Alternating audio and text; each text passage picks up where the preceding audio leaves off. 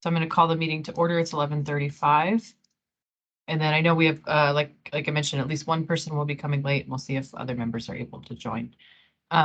So first I'm going to do the, and here's our 7th member. And I know we have a couple, or at least one new person who was not at our last meeting. So welcome, Brian, and we'll do a quick introduction when we get to that on the agenda. So first I will do the land acknowledgement, and then I'll say also the team's reminder. So a land acknowledgement is a formal statement that recognizes and respects Indigenous peoples and the enduring relationship that exists between Indigenous peoples and the land. I'd like to acknowledge that we live and work on the unceded land of the Dena'ina people, and we thank them for their past, present, and future stewardship of the land on which we all live. And then second, just a note about Teams. And so, we're having our virtual meeting today. Just a reminder, thank you for joining this virtual Teams meeting. Please note that the Teams chat is not part of the audio recording of the work session or this is a committee meeting. To make the audio record as complete as possible, comments should be stated into the record and not placed in the chat. So if you'd like to make a comment in the chat, I will just ask you to state the comment on the record. And then another thing that we use the chat for is just to ask folks if you have a question. If you just want to say you want to get in the queue, please feel free to use it for that as well. But if you have a comment that you write there, we're going to ask you to say it out loud. So then next on the agenda, we have our roll call. So why don't we go through that, Lila? Ms. Brawley? Here. Mr. Flynn? Here. Mr. Forbes?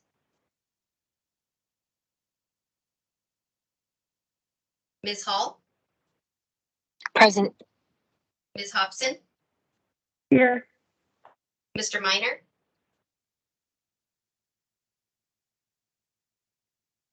Mr. Clouda? Here. Ms. Reese? Here.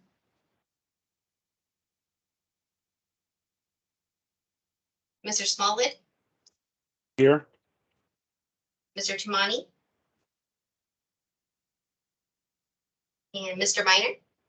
Here. Thank you. Okay, great. Thanks, Lila. So we do have a quorum. So we'll go ahead. The next piece is approval of the agenda. So if I could have a motion and a second to approve.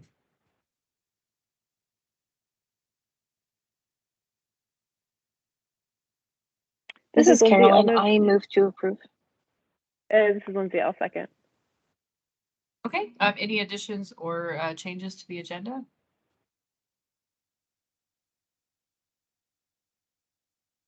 Okay. I'm not aware of any as well. Then any objection to approval? Okay, hearing no objection, then the agenda is approved. And then member introductions. I know we did this last meeting because we had a couple new folks who arrived, and I'm going to suggest that I guess I'm getting ahead of myself. We are proposing going back to in-person or hybrid meetings starting in September. So I think it'd be a great time for all of us again to introduce each other, especially if most or all of us are in the room. But in the meantime, I was hoping to just have a moment to say hello to Brian Flynn, our newest member. So Brian, if you just want to say hello and introduce yourself. Hello, everybody. My name is Brian Flynn. I just got on a couple of weeks ago, so I'm looking forward to kind of getting to know a little bit more about this commission and some of the members on it, and working with everybody going forward. Thank you. Yeah, thank you.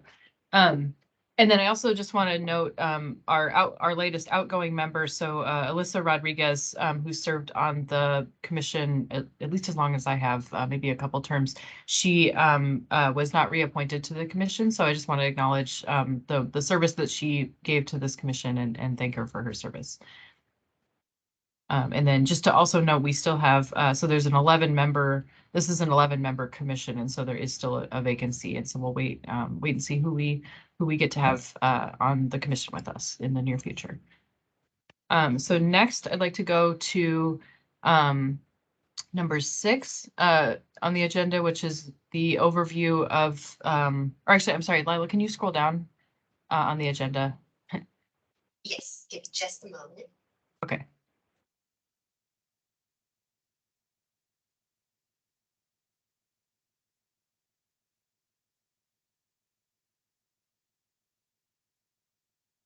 Okay, thank you. Because I was actually gonna, I think the intent was to do the informational reports first, and to do this second. So I wonder if I could, if there's no objection, if we could swap those, do the informational reports first and then come back to the overview of the property tax exemption. Is that okay, Mr. Dunbar?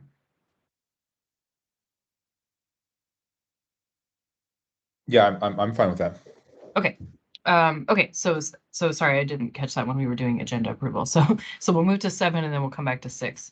So the chair's report, everything that I have to report is going to be covered under a later item. So then let's move to assembly report, then school district, and then OMB. So go ahead, Mr. Dunbar.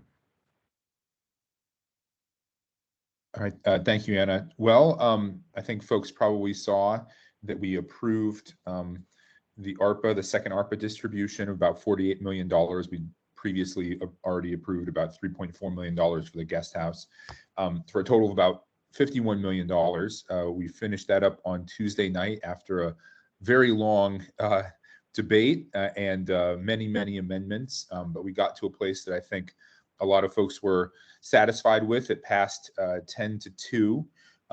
I should say also, you know, I think the mayor had requested to include line items for the Sullivan Arena and for fuel costs.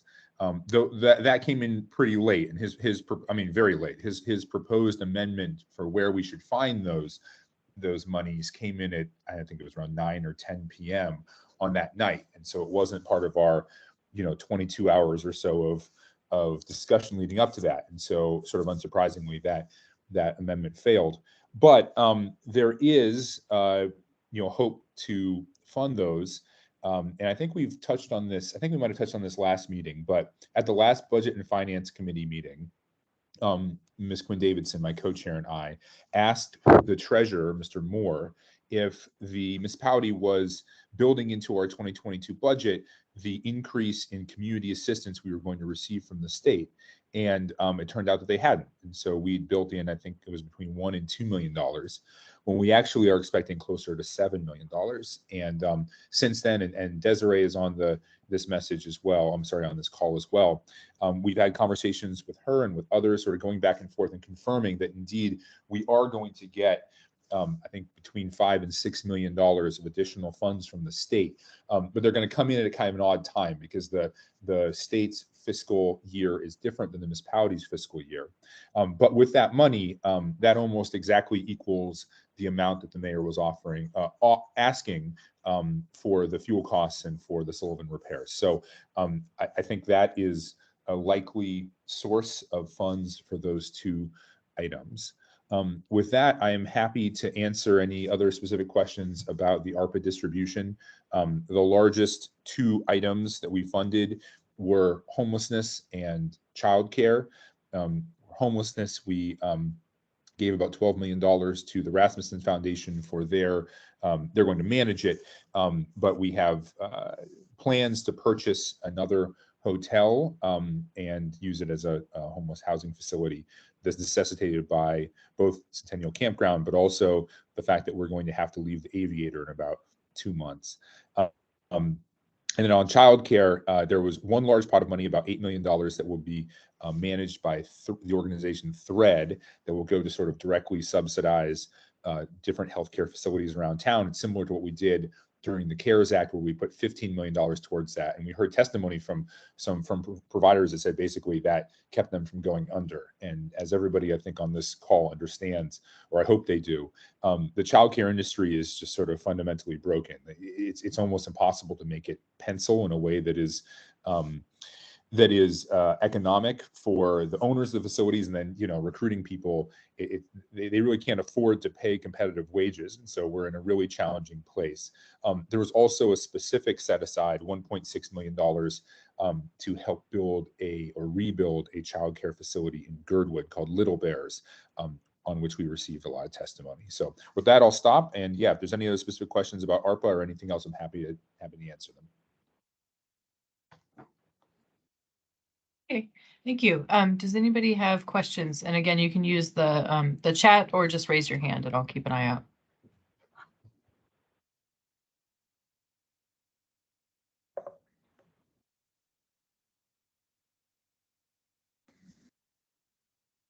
Oh, I see a hand raised from Nolan. Go ahead. Yeah, through the chair, Forrest, is there more on overall on the ARPA funding? Is there more ARPA money coming that the assembly has to decide how to allocate, or was this the last tranche?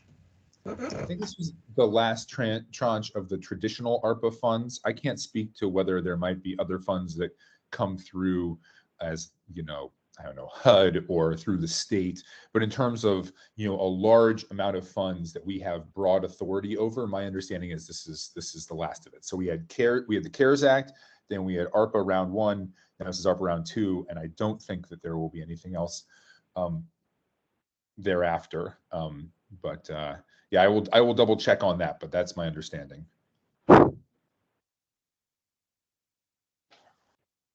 Okay, thank you. Any other questions?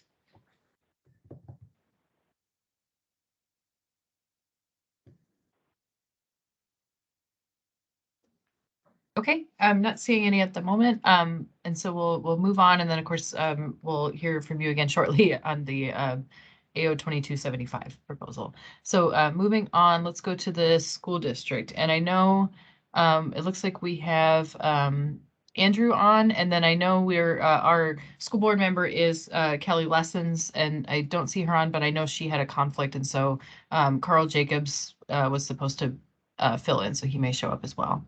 But go ahead, Andrew.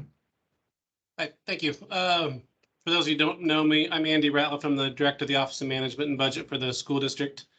Would it be possible for me to share my screen? I'd like to just kind of go through some slides that we showed our school board at our finance committee meeting, just to kind of keep you guys in the same loop of what we're doing.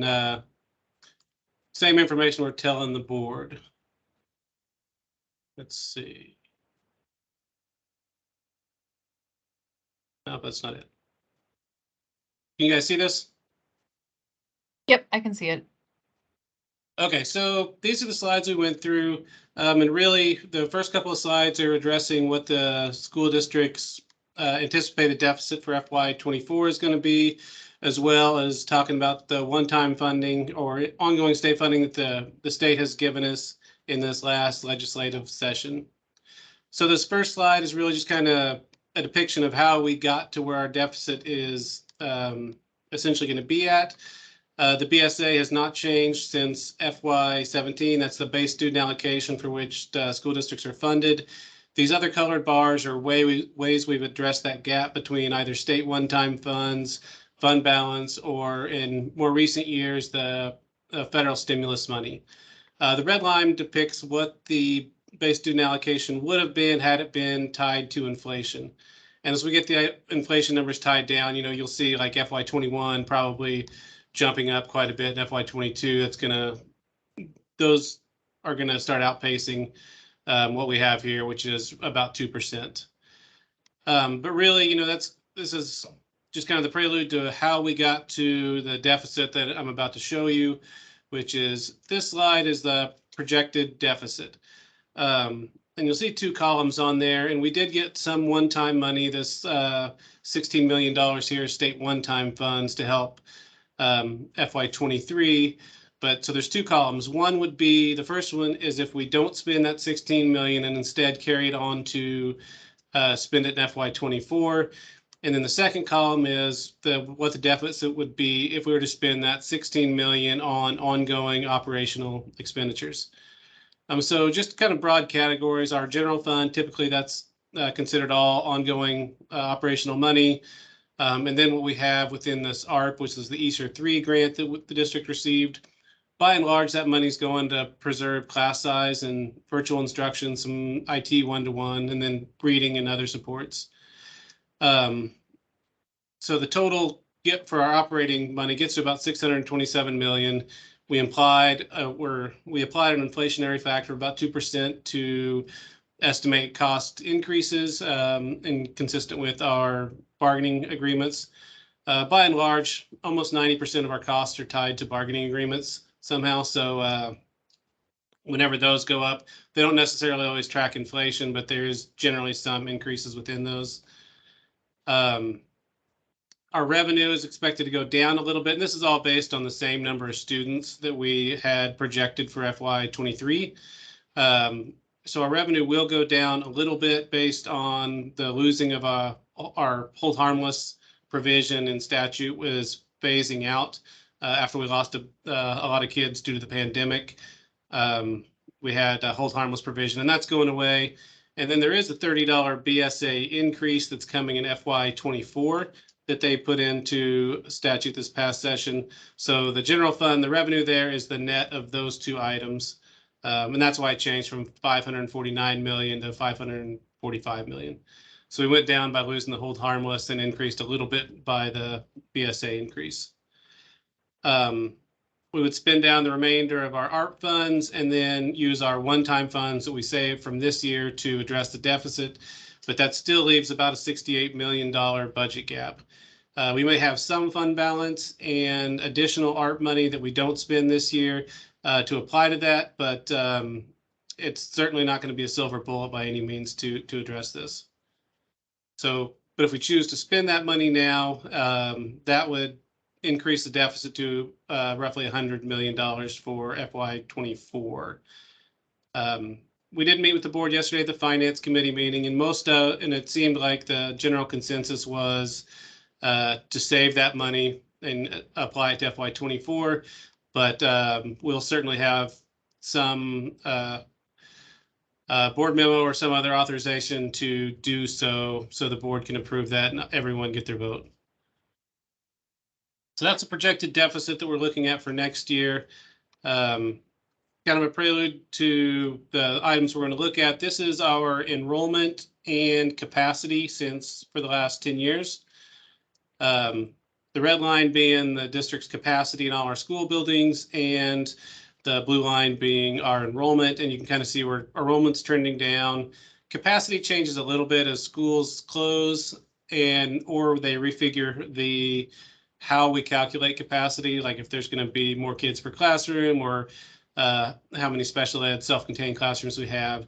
That all kind of goes into the capacity number as well. So it does change a little bit. But really our enrollment has been dropping. We have 18 schools that are below 65% capacity and about 19 that are above 95%. And then, typically we budget 21 million in preventative maintenance to maintain these facilities, which is by and large the largest. The cost of operating them is the primary driver for looking at these consolidating schools. But we have closed Mount Iliamna and Mount Spur in the last 10 years. We've also closed programs of Ale, Crossroads, things like that. So we are trying to consolidate, and that's another thing we are going to be looking at in this current budget development. Here's kind of the areas that we're IDing for detailed analysis. Andy, sorry to interrupt. James Smallwood had a question, so I just wanted to see if it was on a prior slide before we move forward. Okay. Well, thank you, Anna. Just a quick question for you. Could you just kind of give a little background on the hold harmless that you mentioned a little bit earlier? I'm just kind of curious what was what's the background on that? And then my second question on that last slide, the schools that are under occupied, is that a certain geographic location or is it specific schools? Is it schools that are closer to the military base, or I'm just kind of curious where they're located at, the ones that are not hitting the capacity there. Right, and the capacity, I mean, those schools are spread out. I don't know if it's evenly around the district. I'd have to go back and look at which ones. That was something our CFO pulled together, so I'm not exactly sure which schools those are. But some of them are on base, some of them are title schools, and some of them are towards the south side. I know there's, they're fairly well dispersed, but predominantly, probably in. I'm not sure, but we can get that information if you want. The hold harmless, that is a provision in state statute where if your enrollment, your adjusted average daily membership drops by more than 5% in a given year, they add back, the first year they'll add back 75% of what you lost. The second year they add back 50% of what you lost, and the third year 25%. And that's as compared to the base year. So from FY20 to FY21, we had lost about 10% of our students, probably 4,000 or 5,000 students. So we triggered that hold harmless clause due to the pandemic, just the kids didn't show back up.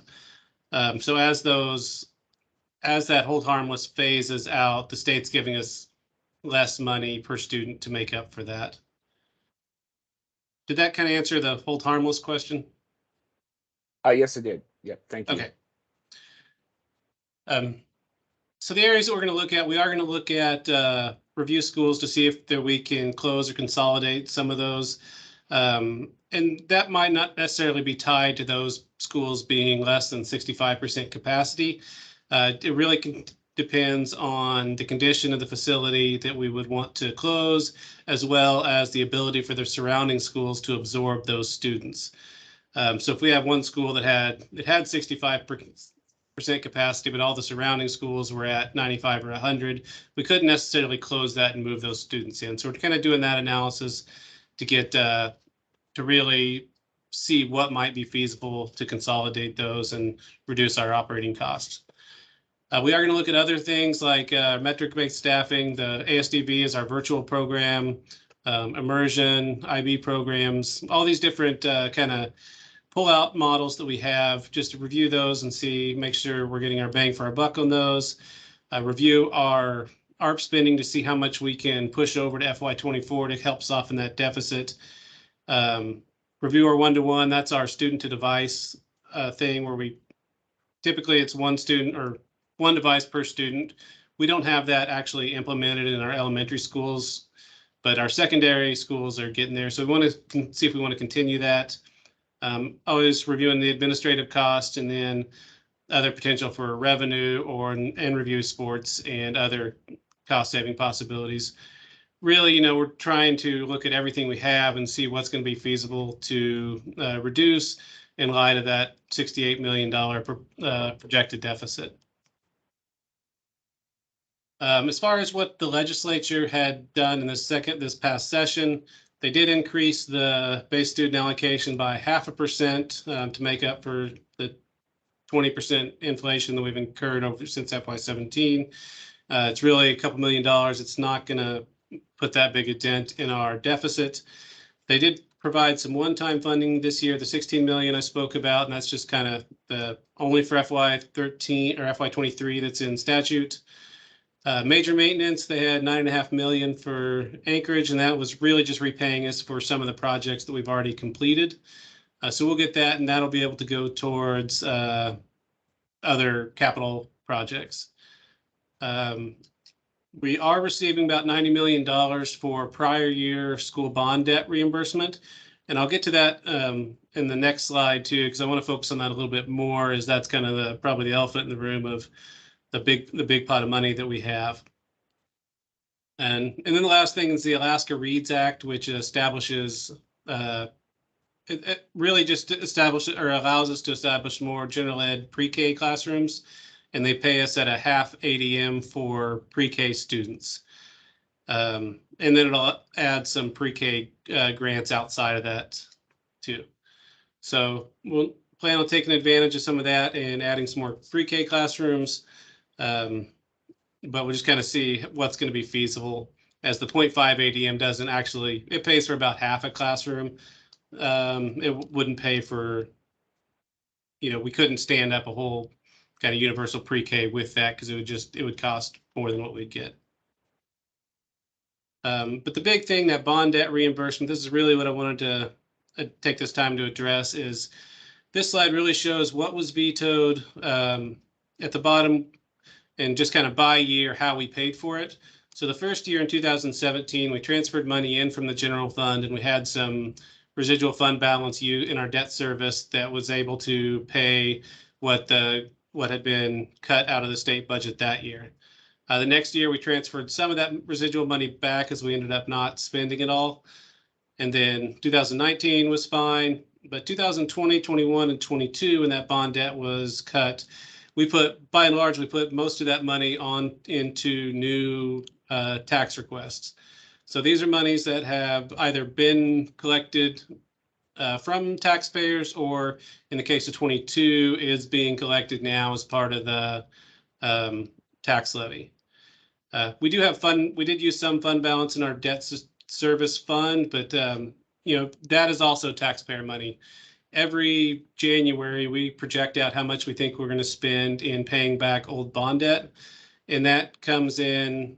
And so we're projecting, we know what our current payments are, but then we add some for future, what we anticipate our next bond sale to be, as well as, and then we get some savings if we do refunding bonds, which is pretty much like refinancing them. So that's how money is generated or gets into that fund balance for debt service. It is all taxpayer money, as well as the 75 million-ish that we tax the residents to pay for the bond debt that was vetoed by the governor those years, or the legislature cut. I forget which. Some years was vetoes, but anyway, so the district anticipates getting this about $90 million back to be able to, I think where the contention comes is what you can do with this money. I think in the governor in his speech says to repay taxpayers. I believe the language is not specific to that, so potentially could be diverted for other capital improvements. But that's what I have. I'm sure there's questions on this piece of it, and certainly happen to address those as best I can. Yeah, thanks, Andy. So I'll ask if other folks have questions, and then just to start, I have one on the bond debt reimbursement, because I know that there was some confusion about how that relates to the tax cap and basically what property owners are charged in terms of taxes. So I just wonder if you could clarify the fact that we got some of this reimbursed again, and also recognizing that we're joined now by Altamani, and we're in the ASD, the school report. So maybe, Andy, maybe you could just talk a couple minutes about that to the extent that you're familiar with it. Sure. For the tax cap piece of it, the debt service has typically fallen outside of any sort of the tax cap because it's voter approved. And within those voter approvals, especially for like these 3 years where we had to tax additional to make up for what the state didn't pay, there is some language in those bonds when the voters approved them. And these are all bonds that were approved prior to 2015 that the state's repaying. But in those bonds, they had language that said, or kind of, I guess, failure to pay language, or that if the state picks up their 60 to 70%, if they don't do it, then the city has to pay type thing.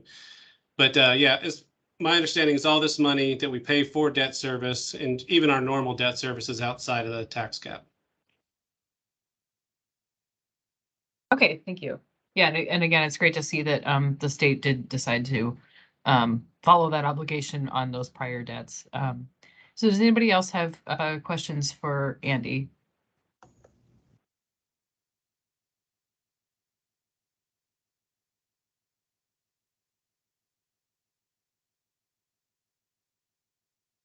Okay, I'm not seeing additional questions, and I am also not seeing our school board member Carl Jacobs on. So I think we're done. I guess one other just quick question, Andy, in terms of the timeline. I know you guys are just starting your budget discussions. What is, from beginning to end, kind of what is the timeline for folks who want to follow the budget discussion? Yeah, we'll be reaching out and starting some community dialogue and surveys really soon. That's one thing that they really want to do, because due to the scope of those deficits, we really want to get the public to weigh in on what we're doing. But as far as things that are going to come up for the board to approve, in December, early December, we come out with our formal projection of our budget gap that really details out why costs are increasing and what we're doing with our money. And that's kind of our pro forma budget, but it says if we do business next year, the same way as we're doing it this year, here's how much that'll cost. So January, we typically is our busiest month where we're preparing the budget, and then February is the month where the board approves it. And that leads up to us submitting the budget to the assembly on the first Monday in March. But we'll be having budget discussions with the board, I think, at about every board meeting here on out. Okay, thank you. And so for folks who want to follow that more closely or want to participate, definitely look for that in the near future. Okay, so why don't we move on then to, and thank you again, Andy. If you can provide your slides and then Lila can send them out after the meeting, that'd be helpful. Certainly.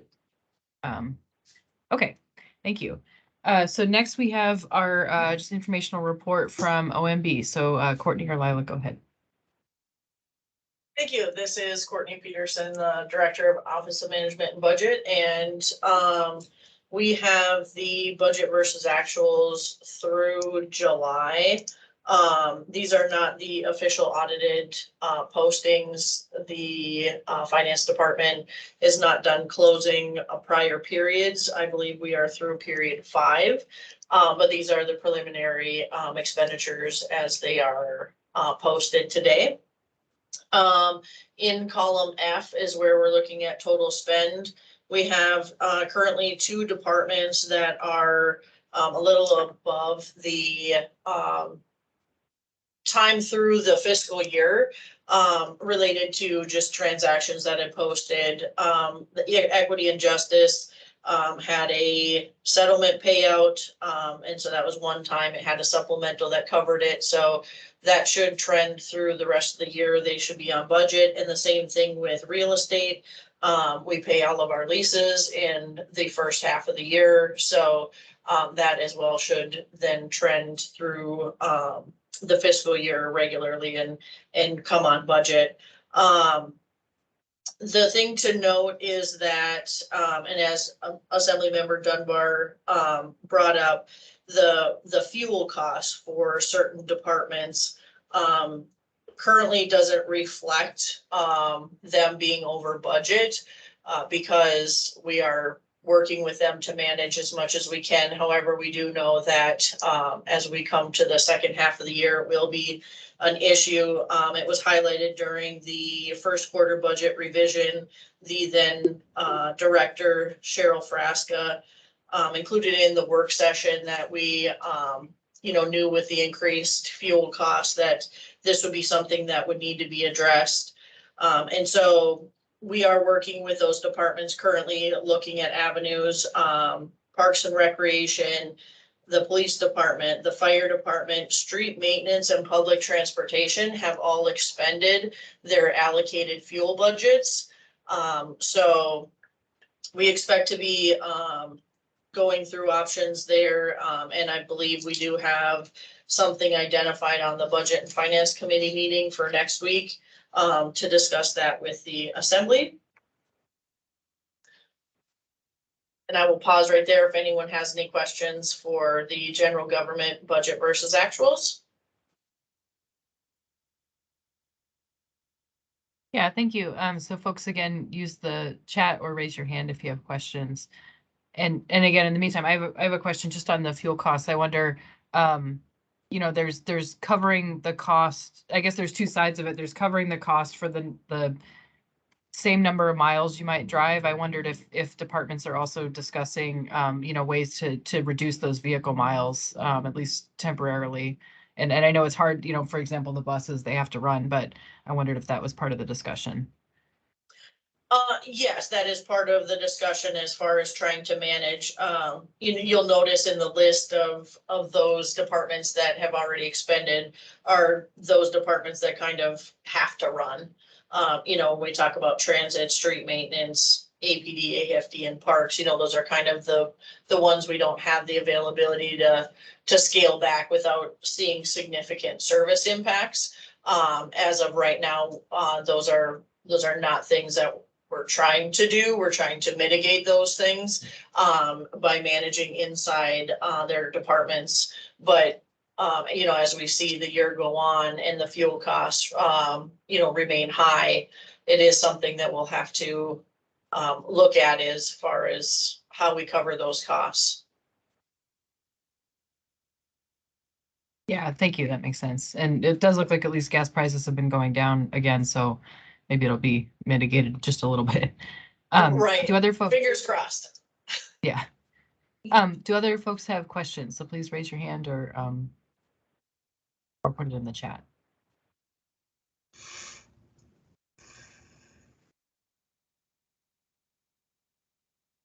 Okay, Okay. the next budget versus actual, we actually have another one, and it's something that we'll start presenting at the same time. Is we have a budget versus actuals on the alcohol tax. And we present this separately because it is not part of general government accounting. This is tracked separately.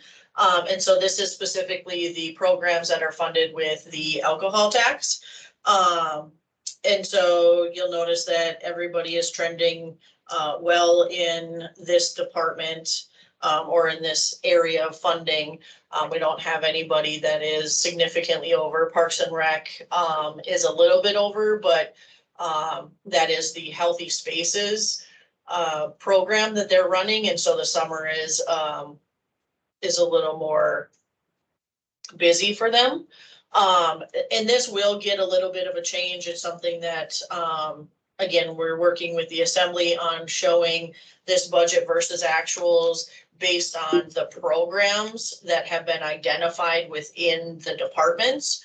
And so right now this is by the department, and then the next one you'll see in September will be by the programs that have been identified within each one of these departments.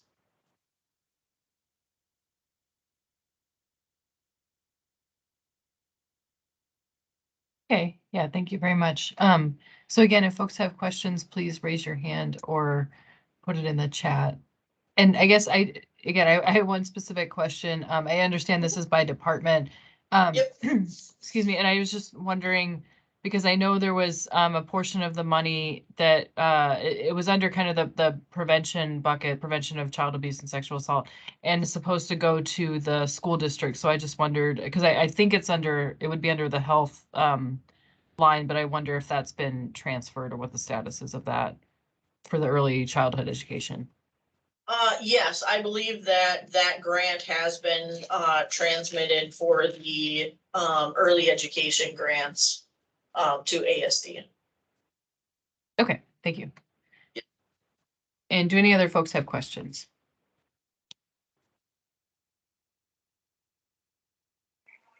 This is Lindsay. Is there perhaps a breakdown of that amount that was transferred to ASD? I believe the full amount that was allocated for early education grants is the amount that was granted to ASD. I can get you the exact number, but I believe it was $1,999,000. Yeah, this is Anna. It's about 2 million. I don't know the total, but that sounds accurate for the school year. Okay, thank you. Okay, I don't see any other questions, but thank you, Courtney, for providing this, because I know folks have been interested in the whole budget, but alcohol tax, and then also just a plug, as you mentioned a couple of times, the Budget and Finance Committee does meet monthly. That's an assembly committee, the third Thursday. And those, like anything, those meetings are public and they're recorded. So it's a really great way to kind of catch up on reports like these and the discussion. So I'd encourage folks to listen to those, or if you can't attend in person, or listen live. And Courtney, do you have anything else from OMB right now? We don't have anything else to share at this time. We are heavily into the budget season right now, so we are working diligently on that process. We'll meet our deadlines as we always do. Okay, thank you very much. So with that, let's move on to, again, we had swapped number 6 and number 7. So we'll come back to Assemblymember Dunbar to give just a brief overview of ordinance, a proposed ballot proposition for 2023. And I realized I wrote that wrong in our agenda. So go ahead, Forrest. Thank you, Anna. So I think most people on this call know, but just very briefly, AO 2022-75 would add a question to the ballot in 2023 to increase the residential property tax exemption to $75,000. It's currently set at $50,000. Last month, a bill that was sponsored by Senator Bill Wielechowski passed the state legislature that allowed us to do this. I'll say that this version of the bill is very unlikely to be the version that eventually passes the assembly. As people here know, the residential exemption is also capped at 20% of value. And so if you don't increase that sort of concomitantly, you end up with a regressive change where folks that own, $100,000 or $200,000 homes are actually in a worse position than they otherwise would be. And so we have to find that sweet spot of whether it's 25% or 30%, or we could even remove the percentage requirement if we wanted to. And then someone with a $75,000 home wouldn't pay property taxes. But because that percentage is established in our code, it's not mandated by state law. I should say also really briefly, the reason we feel this is necessary is because of the sort of unique set of circumstances that happened this year with property taxes, where most of the change in property taxes was due to a change in valuations. Contrary to what the mayor's letter might have said, the actual budget passed by the assembly and proposed by the mayor were very similar, about $5 million different. But there was a large change in the mill rate due to the very large increase in valuation, and then also secondarily because of the bond debt reimbursement that was discussed. But the valuation is the biggest deal. And if you think about that, if your value goes up and the values all over the city go up, that causes the mill rate to fall. But if your value has gone up, but your residential property tax exemption is capped at a certain value and the mill rate that applies that exemption has fallen as well, then the value of your senior and residential property tax exemption went down. So a lot of the emails we got this year were from folks who saw the value of their exemption fall, and that was the biggest impact on their taxes. And again, that had basically nothing to do with the budget that passed. It had to do with the change in valuation. And so this is hoping to offset some of those regressive effects that have had particularly impact on people that have homes in the sort of $200,000 to $300,000 range, and finding a way to at least get them back to zero. So this Tuesday, it was actually the first official hearing for the ordinance, but we didn't debate it. We just extended it to September 13th. So September 13th is when we will take the public testimony and perhaps have a vote. We're going to have a work session between now and then, and Desiree, who's on this call, is working to find a good time to do that. The work session will have Jack Adamus, the municipal assessor, and he will work through a lot of the information. And my hope is that that information can be before you by September 8th, so the BAC could potentially take a position on the ordinance. We'll see. There's a lot going on this time of year for Jack and for us, and we're just trying to do this in the right way. So I'm happy to answer questions. And Yeah, thank you, Forrest. Does anybody have questions? This is Courtney in OB. What time is the work session for tomorrow? The work session tomorrow got postponed. So there is no work session tomorrow, is my understanding. Desiree, am I correct about that? It is still on the calendar, but it will be rescheduled to a later date. And we are currently looking at either August 26th or September 8th, I believe. But the one for tomorrow afternoon is going to be rescheduled.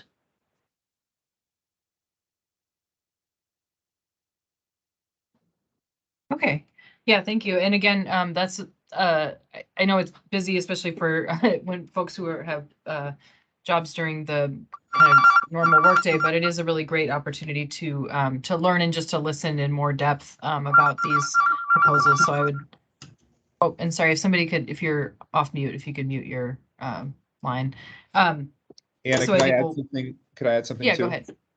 If you can't make the work session, obviously you can watch it or listen to the recording, but also we're expecting a statement of economic effects from Jack. We're working with him on that. And actually we got one for the original version that doesn't have the percentage increase. And those are also really useful too, to have an understanding of kind of the impact on folks' taxes. Yeah, thank you. That'll be a great resource. And of course, another consideration or something the Budget Advisory Commission is looking out for is, what is the overall, if we're in theory taking some money out of the rolls for the under the tax cap, then what is the implication for that? But I know the way that it works is it gets filled in with other sources. So I think it just depends on how the math Right. works out. That's right. So I mean, the strongest counter argument to this is that when you reduce the percentage of taxes collected from residential properties, you increase the percentage of property taxes taken from commercial properties. There won't be any net change, or there shouldn't be any net change in the amount of property taxes collected. It'll just be shifting. We should be shifting it basically, both among different residential property taxpayers and then primarily from residential to commercial. Okay. And Lila, you have your hand up. Yeah, actually, if we can have Oh. Desiree, let Lila know when that rescheduled work session is, then she can, send it out to the BAC members as notification so that if they can make time in their schedules to attend that, I think, if it's something that you guys are looking to, provide a resolution on this, I think attending that work session will be very helpful, especially being able to, listen to Jack Gadamus, who would be the subject matter expert on all things assessed value and exemptions. Yeah, thank you. That would be really helpful to have notice of that. And so we know it's not tomorrow, the 12th, but it'll be, I know work sessions are often on Fridays, and so I'm anticipating a future Friday. Okay, well, before we move on, thank you, Forrest, for the presentation, and then we'll certainly look for more information. I just want to throw it out there for the group to respond to is the idea of the BAC passing a resolution and either taking a position on this or making some kind of recommendation. So, so just for the new folks, we are an advisory commission, so we're not a body that needs to approve something, or we're not even like the Planning and Zoning Commission, for example, that has a more formal role in some of these in land use decisions. But we do have the ability to pass resolutions and make recommendations to the administration and the assembly. And so the Vice Chair Nolan and I talked about potentially drafting a resolution, either in support or opposing, or whatever folks want to do that seems appropriate. So I just want to throw that out there as something we would potentially draft in the next couple weeks after the work session and after we see what that looks like, and then we would debate or discuss and potentially vote on it in September at our September 8th meeting. And then we would have the ability to send it out in advance for folks to look at, and certainly would want everybody's input and seeing if it's something you'd like to do. So I just want to throw that out there and see if there's any initial thoughts, if that's something you're interested in, or just, what you'd want to know before we take a position on it if we do that. So I'll open the floor.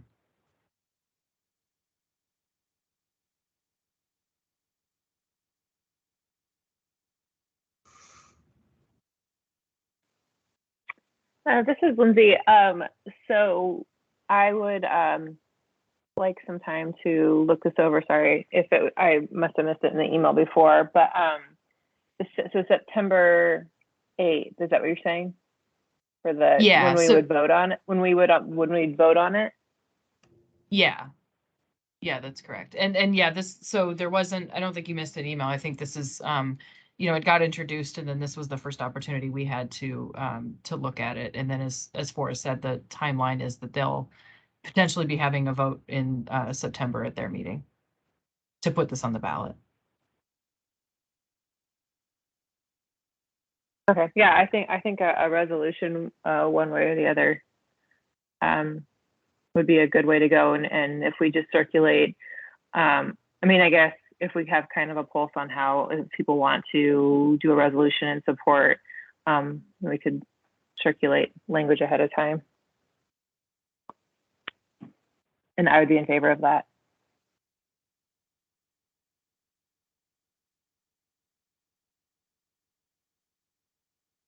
Okay, thanks, Lindsay. And others, and of course, we're not asking folks to have a position on it at this point, since we're just learning and want to understand, the pros and cons. And just a reminder again, the proposal is that this would go on the April 2023 ballot for voters. So it's not something that the Assembly can just decide to do. So our if we did take a position, I think that the position would be it could simply just be support for putting this on the ballot. It doesn't necessarily need to weigh in on whether the BAC endorses, voting yes or voting no on this. Although we certainly, I believe, can do that as well because we are advisory.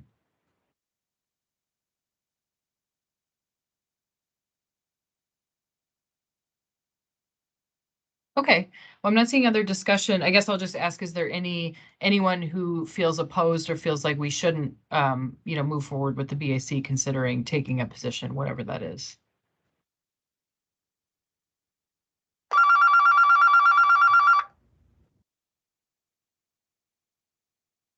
Okay.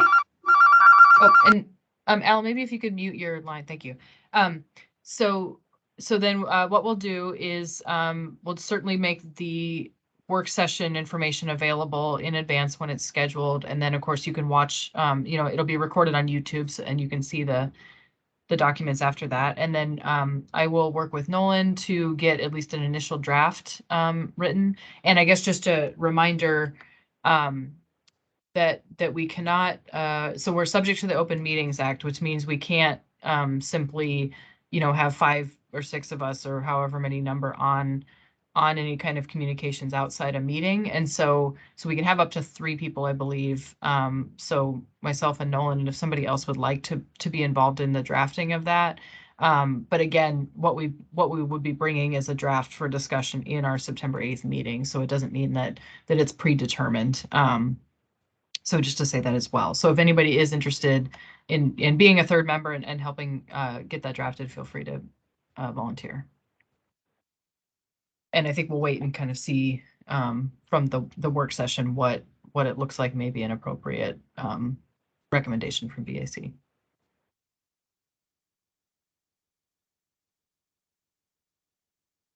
Okay, well, thank you, Forrest, for the presentation, and we'll just look for more information soon.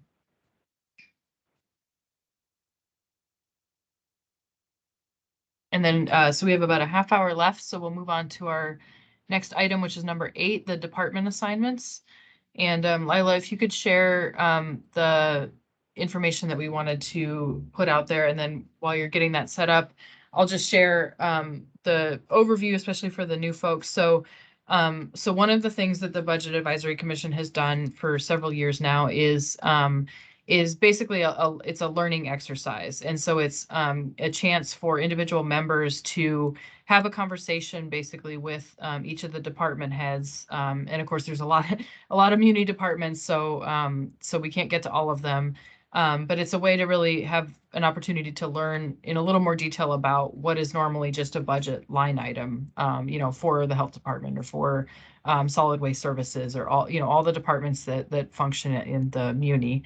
And so in the past, that's looked like each member having 2 or 3 assignments. So, big departments, small departments.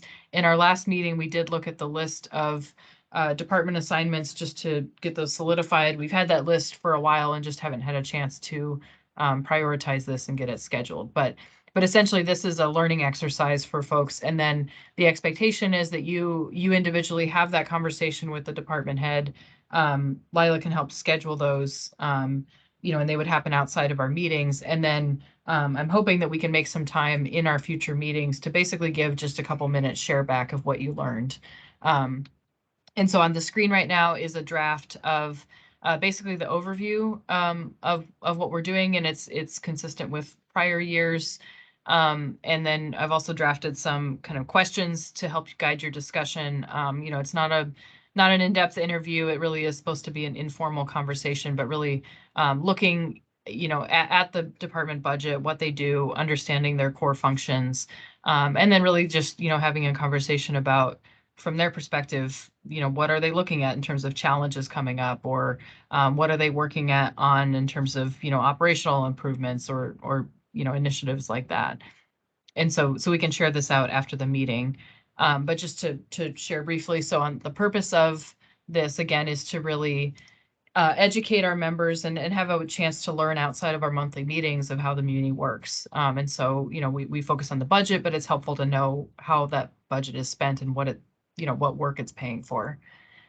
So as I said, the meetings overview, we each have assignments. The goal is just to meet with that department director. They're welcome to include other staff if that's helpful, or it could just be a one-on-one.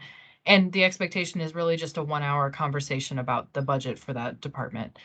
So that could be a facility or an office tour, like maybe going over to a solid waste services facility, for example, or it could just be a meeting on Teams if that's not feasible for folks. And then really, I think looking at using the department's high-level budget and the organization chart really can be the basis for your discussion. So to talk a little bit about how those two documents get translated into real life, I think is the goal. And then, as I said, we'd hope that in a future meeting, we may do it every month for the next few months. If it takes a little while to schedule these, we could just do a share back later in the year.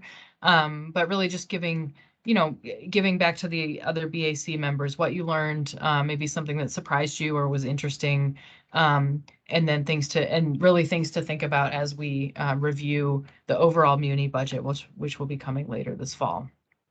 And then the last part of this document just shows those 5 questions. So, what do you do? Tell me about how many staff you're responsible for. What are your main expenses outside of staff? Maybe, for example, a vehicle fleet. What projects are you working on? And then what do you see in terms of your biggest challenges for your departments budget-wise? So, for example, we know rising fuel costs is one that's on probably most departments' minds right now. So with that, I'll pause and just see if there's any questions, or if folks who have done this before in prior years, if you have thoughts as well. This is Lindsay. So I think that what's really helpful is for the departments to have these questions ahead of time. So and then it just helps facilitate a good conversation if they're prepared to discuss all these things. So that's probably what I would do, just to reach out proactively with these questions and then meet to discuss and follow up with any other questions. Okay. Yeah, thanks, Lindsay. That's really helpful. And Lila and Courtney, maybe you can also talk about kind of your role in terms of getting it scheduled, and then also if there's other questions that you guys need or that you anticipate the departments would want. I think giving those questions in advance is a really good idea.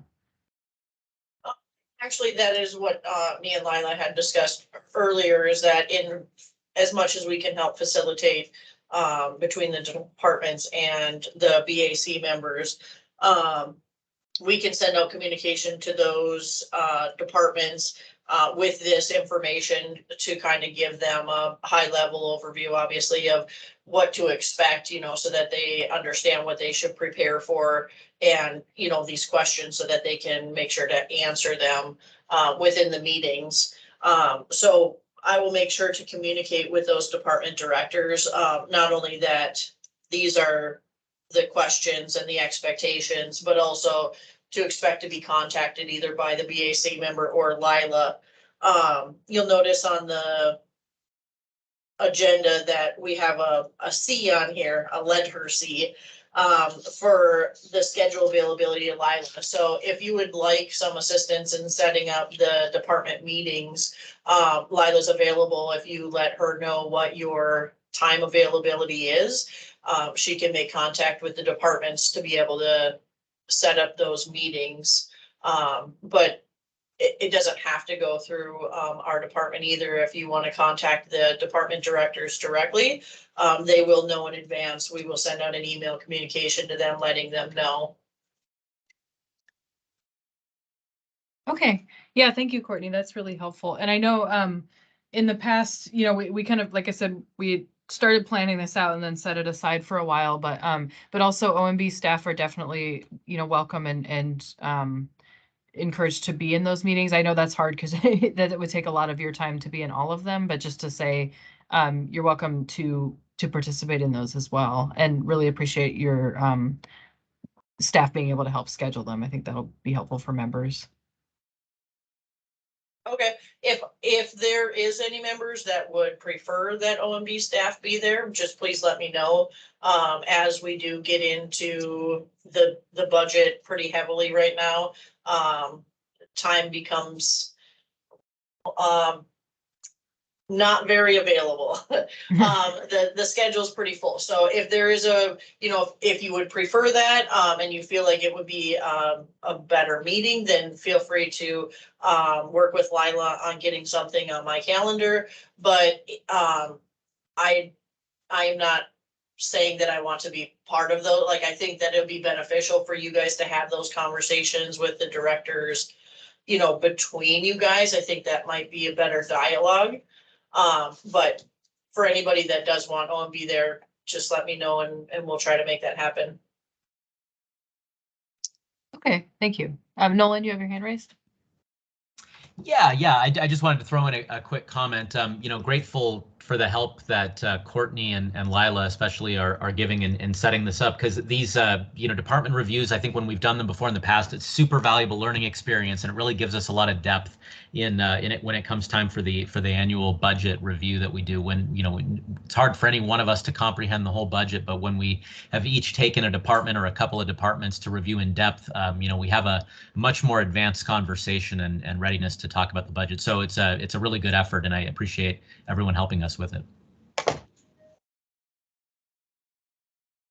Yeah, thank you, Nolan, and I look forward to it. I was able to have one conversation with the former planning director now, but it was really helpful. It was a great conversation, just starting with the budget, but then really talking about kind of what they do, how they work with other departments, and the work they're doing. So that's great. So maybe the one other thing we could do, Lila, is pull up the list of assignments one more time.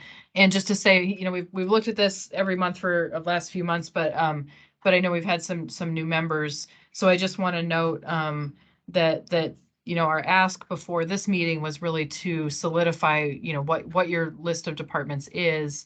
And then and I believe almost everybody's been assigned something, and I know I was on a couple emails resolving where two people had signed up for the same thing. So I guess I'll just ask, is anybody, like, I see everybody's name on the list. Is there anybody who wants to make a change or has a question? And Jimmy, I see you just have two, so you're welcome to stick with those two, or if you want to add a third, you can. I know we don't have the full list up, but I think this covers pretty good ground.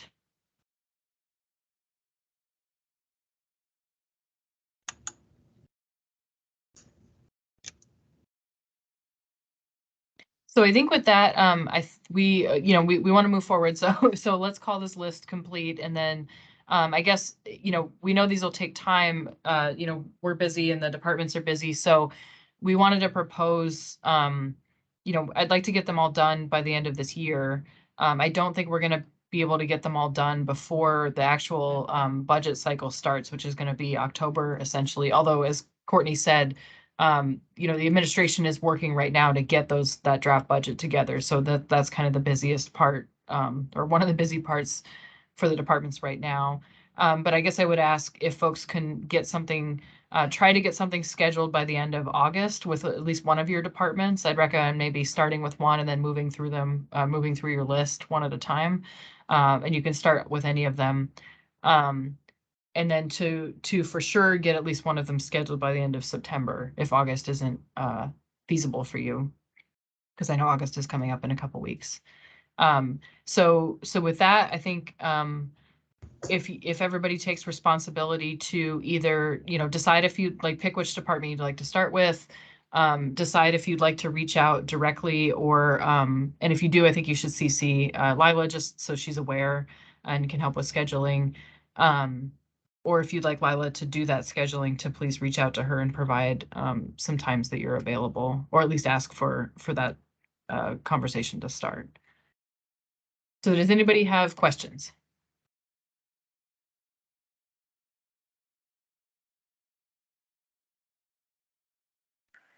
Do we have contact people for these departments, just to make sure that we're using, you know, time is kind of the essence. I just want to make sure that we're using the appropriate channels to contact these departments, and that they are not anticipating, but recognize the ask, so that I'm sure people get lots of emails, and so just sort of how to get their attention and be able to schedule something. I mean, I'm looking at my 3, and I just think it might be a little hard. Yeah, no, that's a good question. Lila or Courtney, what do you recommend? Is it possible to maybe send out a list of those department contacts, or maybe send it one-on-one? Yeah, I think that we can actually use this to populate, you know, next to each one of the departments, the individual to contact along with their phone number.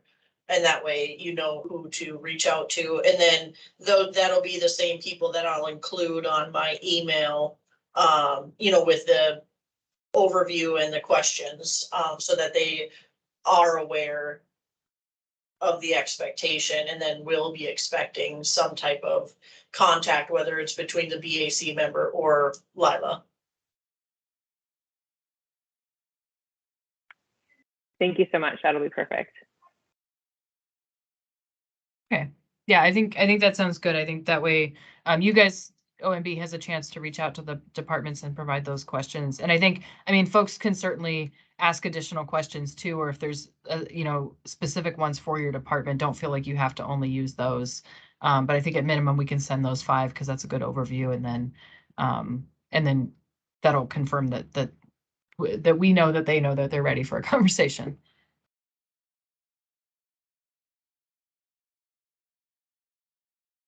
Okay, well, with that, I think we can kind of release folks into the wild, so to speak, and then please do reach out to Lila as far as scheduling, and then we'll let Lila and Courtney touch base with the departments so that they know that they're ready.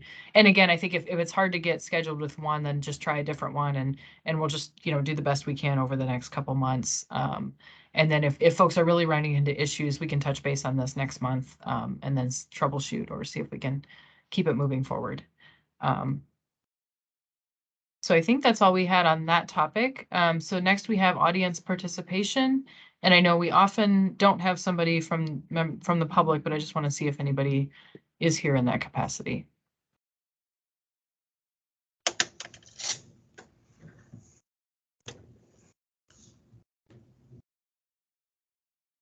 Okay, I don't think we do. So let's move on. So BAC Open Discussion. So this is really just a standing item on our agenda for really any, you know, topics people want to bring up, questions, you know, any kind of discussion you'd like to have. And I know, again, you know, we have a lot of new folks, so so feel free to jump in, even if you just have questions or something you'd like to cover in a future meeting. So I'll open the floor.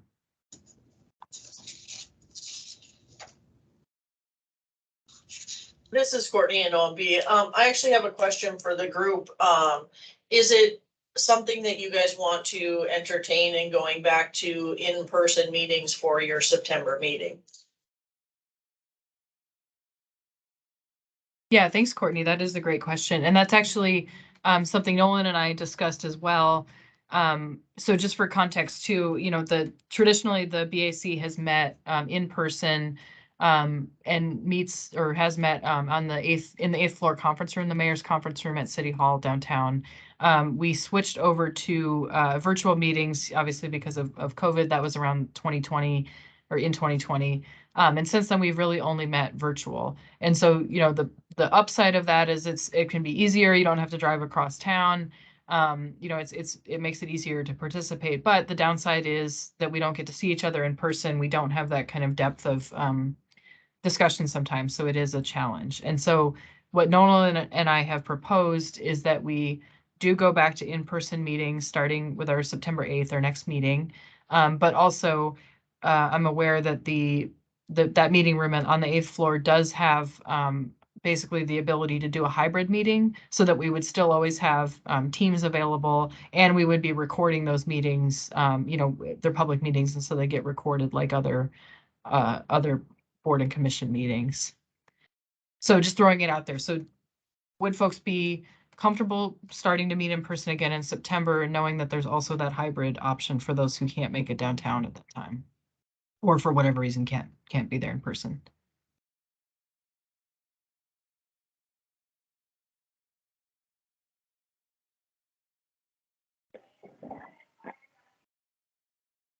Okay, I'm seeing a couple yeses in the chat.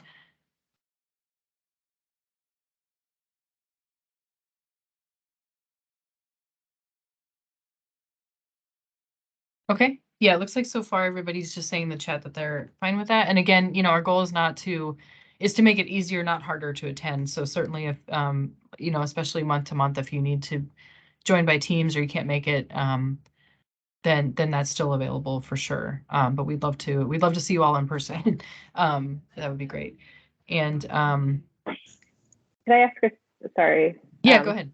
Chair.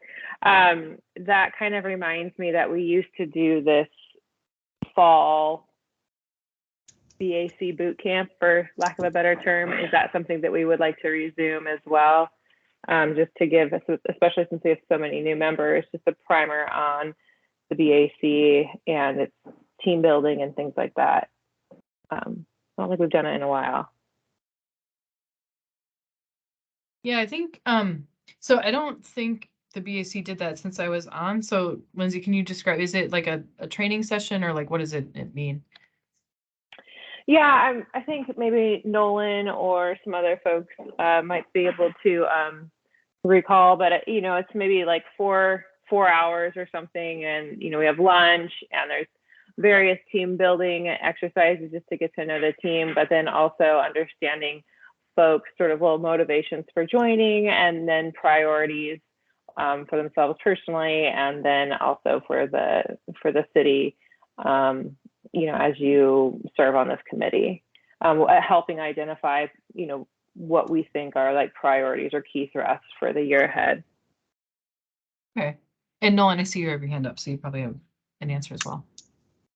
Yeah, it was mainly what I think Lindsay's talking about is when we have done in the past, and we haven't during the pandemic, did those strategic planning sessions. That would be like sometimes we'd do most of a day as a group. We'd usually, I think we had done it before in like January, as like sort of a start of the year thing, and it you know, it wasn't specifically like designed for like get to know you or orientation. It's more for like strategy, but in reality, like that's a big benefit of it, is that we you know, do get to know each other better and learn the nuances of BAC and muni policy a little bit better as well. So yeah, it's definitely a good thing. And Anna and I did actually talk about this too, and wanting to get something like that scheduled for I can't remember when we said, Anna, but maybe like in maybe early in 2023.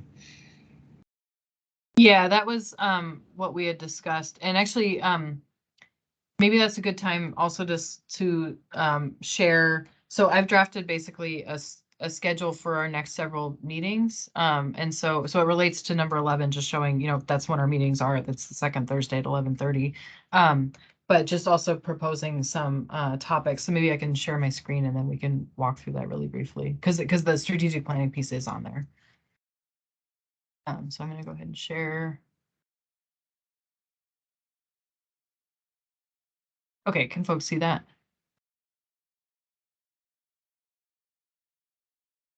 Yes, we can. Okay. Yeah. Sorry, it made my other Teams window very tiny. So so basically what I have on the screen, and I can send this out or provide it to Lila. It was a draft that we were exchanging by email. So essentially I looked at our meetings for the next through the end of the year and then into January. And so so today's our August 11th meeting. And then just basically our topics were whether to or discussing this resolution, the work session, we can update the date, and then checking in on department reviews. So what we're proposing is again, you know, return to in-person meetings, still with that hybrid option, and then an ask to OMB for next month. So the budget process really kicks off in October because, at least in terms of public review, so the mayor's office and all the departments, the administration prepare the draft budget, and then it's supposed to be published, I think the first Friday in October. I mean, essentially around October 1st, more or less. And so that's when it's out for public review. That's when the assembly gets it. That kicks off the budget process for the fall. And then through October, there's those discussions. And then into November, there's public hearings and the assembly prepares amendments and all of that kind of process. So in theory, it gets voted on late November, sometimes early December, but essentially by the end of the calendar year, because it's for the next calendar year. And there needs to be time to upload the budget and get it all ready for the next fiscal year. So in terms of our process, we're really looking at, participating in that process in the fall, doing a review of the budget, asking questions, again, potentially passing a resolution that takes it, not necessarily a position on the budget, but any kind of recommendations of things to review or amendments to consider, that kind of thing, whatever we want to do as a body. And then that would get us mostly through the end of the year. So what we're proposing is, in preparation for that, especially with all of our new members, is to use part of our September meeting to do kind of a budget 101 presentation. And so Courtney, I want to touch base with you too, because I want to make sure that's realistic. But essentially, I think it's not so much, it won't be the new draft budget. We can use the current, the year we're in now, use that budget. It's really more just understanding the key parts of the budget, touching on the tax cap, understanding what that is, and then really just having that grounding so that when we do read the draft budget, you know what you're looking at, or at least kind of where to focus. So that's something we'd like to do next month, and then as well as, just keeping on with our department reviews. And then into our October 13th meeting, looking at the draft budget. I know there will also be work sessions with the assembly, and so that's another way to get an understanding of what's in the draft and the conversations there. I also put in TBD on the date, but we typically have a work session on the budget ourselves as BAC, and that's, again, working with the administration to ask questions and to just talk in more detail about, the areas that folks would like to focus on. So, and then that would be where we could also discuss, like I said, if we want to take any kind of position or pass a resolution on the budget, that's where we could discuss what that looks like. And then hopefully take a vote on that resolution if we wanted to do one in November. So that's the timeline. And then in December, again, imagining everything's on track in terms of the schedule, we would be looking at basically just a recap of what happened with the budget in our December meeting, or if it's still ongoing, just get a status update. And then continue with our department reviews. And maybe this is where we do our share back of most of what we found, knowing it will take some time for people to get those scheduled and be able to report back. And then we have, right now we have our January 12th meeting. That would be our regular monthly meeting. So that is a place where we could do strategic planning. So Nolan and I discussed that. Courtney, we need to talk to you about what that looks like as well. But that would be a tentative plan. And then of course it might be more like a half-day thing or even a full-day thing. We can decide, what's feasible and what we want to do. But I think that's a good place to, once we're past the budget discussion, which is, just a process that's going to be happening pretty soon, then we can kind of step back, take a bigger picture look and see what folks want to do and think about what we want to do into the next year for 2023. And then just a note too, I wrote down a couple topics that I'd like to slot in if we can, but they're not time sensitive. One is getting an update on the climate action plan that the municipality has. So Shayna Kilcoyne with the Muni gave this presentation, I think it was in May, to the Assembly Budget and Finance Committee. But I thought it'd be really great to hear for the BIC as well, because a lot of it really is kind of, relatively small but significant operational improvements, like energy efficiency, operations costs, switching out to electric buses, that kind of thing. And so it is kind of showing some of the ways that we can, tighten up our operational expenses, while also thinking about how do we reduce our carbon footprint and those kind of things. So I think that would be a really great, and it really gives an overview of a lot of things happening in different departments. So it's a cool report. And then the other one on the list is performance measures review. So that one I know also not time sensitive, but something that relates to how departments measure their progress. And then just to note, anybody can suggest topics for our agendas, you know, so we've had presentations on service areas. We've talked about other, you know, other areas of the muni, understanding the tax cap. You know, we could do a more in-depth look at the school budget, like whatever folks would like to do.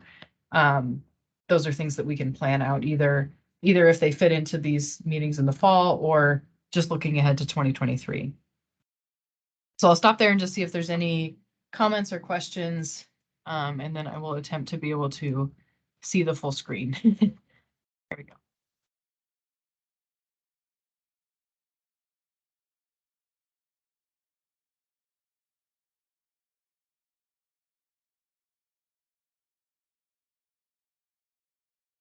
Okay, I don't see any comments or questions. Here, I'll stop sharing my screen. But just to say that I'll be working with OMB staff to flesh out the schedule, but I think that's right now the schedule that we'll follow. And then of course it's got our upcoming meetings there on the list.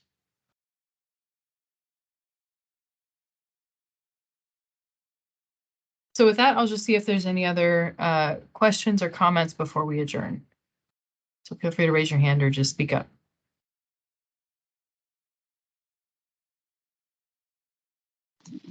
This is Carolyn. I just want to say thank you and share my appreciation for all of the work that you and Vice Chair Clouda have put into this, Madam Chair. Thank you. Oh, thanks very much. Okay. I don't see any other comments. So again, I'll say thanks to everybody, and especially for the new members. I know it's a lot when you get thrown in these meetings and then still trying to figure out what's going on. But we're certainly wanting to get folks ready for the budget discussion, which will be coming up this fall. So definitely look for that. And also just to say that members should also feel free to reach out to Courtney and Lila to have a conversation with OMB or just to say hello. Certainly, you're welcome to reach out to me and Nolan as well. And we'd love to chat and get to know you. And then really looking forward to seeing everybody at the September meeting and hopefully in person if you're able.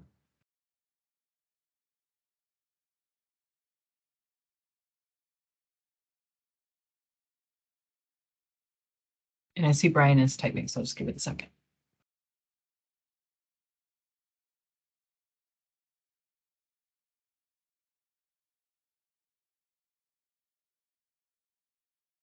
Or Brian, if you'd like to just speak to it, you're welcome to do that as well.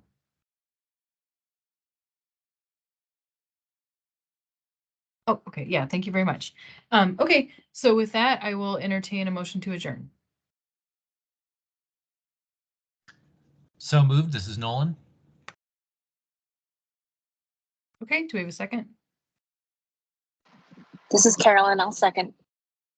Okay. Any objection to adjournment? I'm gonna guess no.